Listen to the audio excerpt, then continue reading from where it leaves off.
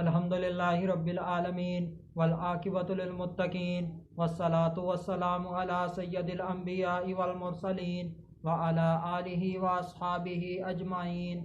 अम्मा बाद, फ़अऊज़ु बिल्लाहि मिनश शैतानिर रजीम। बिस्मिल्लाहिर रहमानिर रहीम। हत्ता ज़ुरतुमुल मक़ाबिर। सदक़ल्लाहुल अज़ीम। इन्नल्लाहा व मलाइकतहु युसल्लूना अलन नबी या अय्युहल्लज़ीना आमनू सल्लु अलैहि व सल्लिमू तस्लीमा। अल्लाहुम्मा सल्लि अला सय्यदिना व मौलाना मुहम्मदिन व बारिक व सल्लिम व सल्लु अलैहि। अस्सलातु वस्सलामु अलैका या सय्यदी या रसूलल्लाह। अस्सलातु वस्सलामु अलैका या सय्यदी या हबीबल्लाह। अस्सलातु वस्सलामु अलैका या सय्यदी या मुहम्मदुर रसूलुल्लाह सल्लल्लाहु अलैहि व आलिहि वसल्लम। अल्लाह तबारक व तआला की हम्दो सना और उसके प्यारे हबीब हज़रत मोहम्मद सल्लल्लाहु अलैहि व आलिहि वसल्लम की ज़ात अक़दस पर दुरूद सलाम का नजराना पेश करने के बाद सच्चे दिल से दुआ गो हूँ कि अल्लाह तबारक व तआला मेरे हाज़रीन नाज़रीन सामईन के माल जान इज़्ज़त आबरू में बरकतें अता फ़रमाए।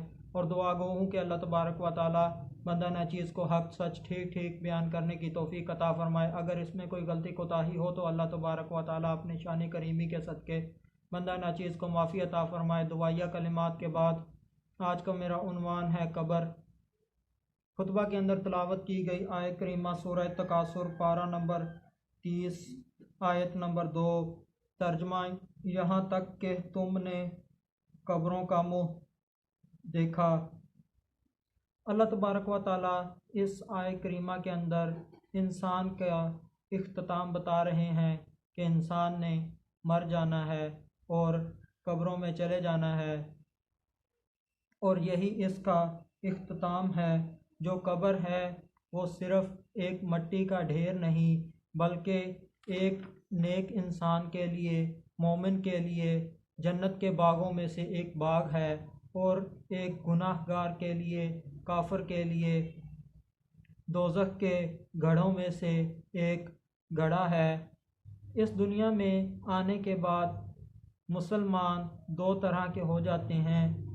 एक मुसलमान अपनी पैदाइश से लेकर अपनी मौत तक अल्लाह तबारक व तआला से डरता रहता है, अल्लाह तबारक व तआला के अहकामात को मानता है, रसूलुल्लाह सल्लल्लाहु अलैहि वसल्लम की सुन्नतों पर अमल पैरा होता रहता है, अपने अकायद की फ़िक्र करता है, अपने आमाल नेकियों के तबाह हो जाने से डरता है, हर वक्त अल्लाह तबारक व तआला से डरता रहता है, नेकियां करता रहता है, और उसका दिल दुनिया के अंदर नहीं लगता।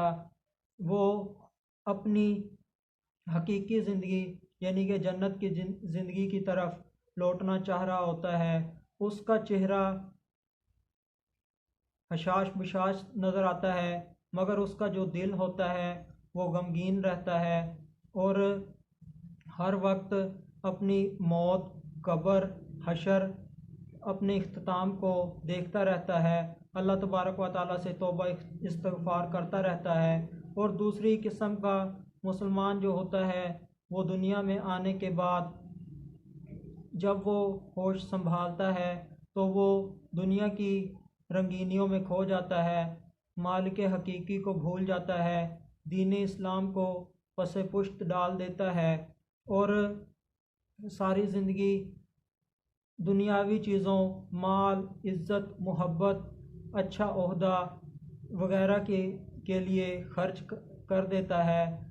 जैसे कि एक बच्चा 3 साल का होता है, उसके वालिदैन उसे स्कूल भेज देते हैं। उनका मकसद सिर्फ़ यही होता है कि ये कल को बड़ा होकर कोई अफसर बनेगा और खूब पैसे में खेलेगा और अच्छी ज़िंदगी बसर करेगा।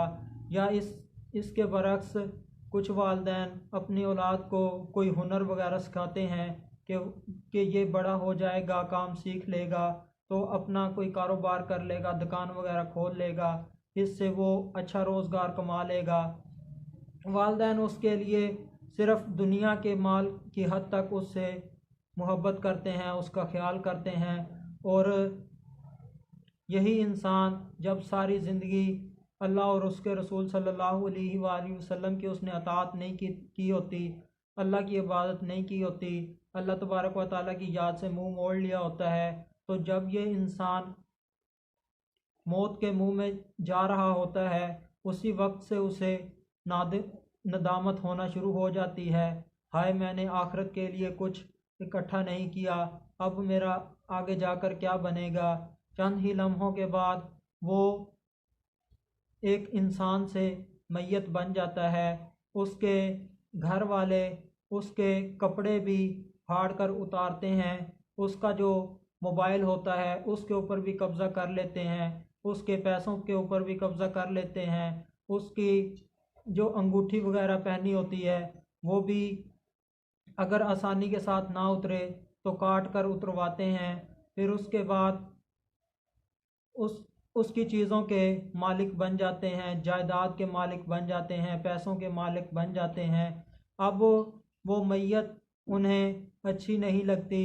बाज़ तो औलाद इस कदर नाशुक्री होती है कि वो वालिदैन के मरने पर कहते हैं कि चलो शुक्र है हमारी जान छूटी, इस दुनिया से चला गया। घर में खांसता था, बीमारियां फैलती थीं, जरासीम होते थे, दवाइयों के अखराजात रहते थे हर वक्त, ठीक तो उसने वैसे नहीं होना था। और अगर ये हालत ना हो तो अगर वो अपनी औलाद को समझाता हो, नेकी की बात बताता हो, तो उसकी औलाद को दीन की बात, नेकी की बात उसे अच्छी नहीं लगती, तो उसको कहते हैं कि ये फसाद हमारे घर से ख़त्म हो गया। इस तरह उस